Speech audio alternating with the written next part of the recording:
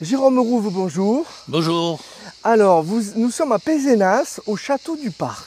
Oui, au château du Parc. Alors, vous l'avez complètement transformé, ce lieu. Les Pécinois, les habitants de Pézenas, c'est les Pécinois, l'appellent le château comment? Le château Lépine. Le château Lépine.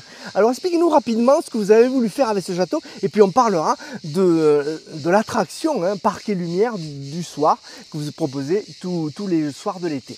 Ce château historique a été construit par le duc de Montmorency pour accueillir Louis XIII et Louis XIV à la chasse. Et après, il était propriété de la famille Lépine, d'où le nom, le parc Lépine. Et une grande forêt, vous avez combien? Et on a 70 hectares de bois, 70 hectares de forêt méditerranéenne qu'on a voulu mettre en valeur. Et pour ça, on a imaginé un parcours nocturne qui s'appelle Parc et Lumière. C'est-à-dire qu'on accueille les gens de la région, et d'ailleurs, bien sûr, les touristes, et on leur fait visiter la forêt la nuit, en les équipant avec des audioguides, et on leur raconte l'histoire de la région et l'histoire du château. Alors, vous m'avez invité, je l'ai fait ce parcours, et c'est vrai que c'est tout bête l'idée d'aller dans une forêt la nuit, mais on n'y avait pas trop pensé. C'est un peu unique ça de le faire. Alors, ça se passe ailleurs, vous êtes renseigné? On a démarré l'année dernière, on a eu un succès assez important parce qu'on a eu 14 000 clients qui sont venus l'été dernier. Beaucoup de familles de la région, beaucoup de touristes effectivement. Et effectivement ça plaît parce que c'est le soir il n'y a pas beaucoup d'activités, il fait frais chez nous, il y a les cigales, vous les entendez. En plus, vous jouez sur les sons, on a un casque, on entend. Des fois, on se demande si c'est la vraie vie ou si c'est ce qu'on entend. Oui. Et on mélange un peu tout. On entend des oiseaux, on entend des sangliers, on entend des bruits de pas. Il y a un gros travail technique, ça paraît pas. Bon, là je vous le simplifie, mais il y a un gros travail technique et qui plaît aux tout petits, qui plaît aux grands, et qui plaît à tout le monde. Et ça calme.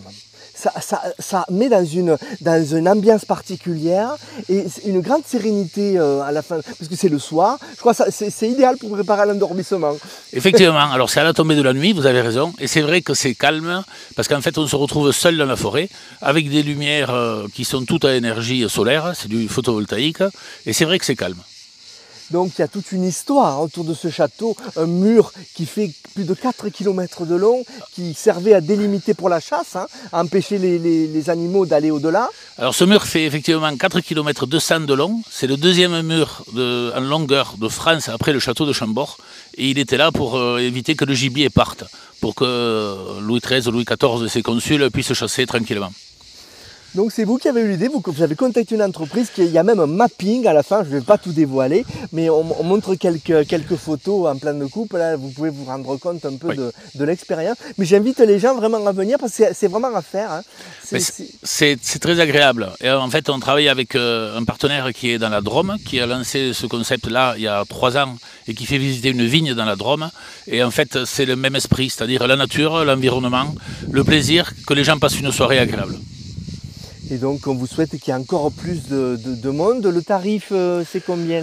Le tarif est à 16 € pour la visite, oui. Et c'est gratuit pour les enfants.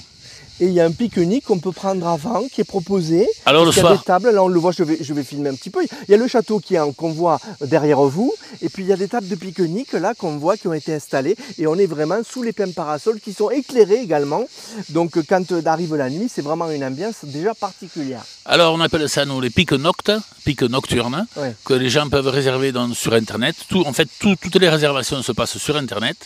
Parc et Lumière Pézenas, et les gens peuvent prendre un pique-nique pour 2 ou pour plusieurs bien sûr, fait qu'avec des produits locaux, des produits de la région et des produits de qualité. Et les invités EES permanentes, ce sont les cigales, on les entend, même le matin, là on fait l'interview le matin, et c'est l'ambiance locale déjà qui nous accueille. Il y a des bonnes ondes ici. Merci beaucoup Jérôme Rouve, et donc peut-être un numéro de téléphone ou les gens vont sur le site internet directement? Tout sur le site internet. Voilà. Merci beaucoup. Merci à vous.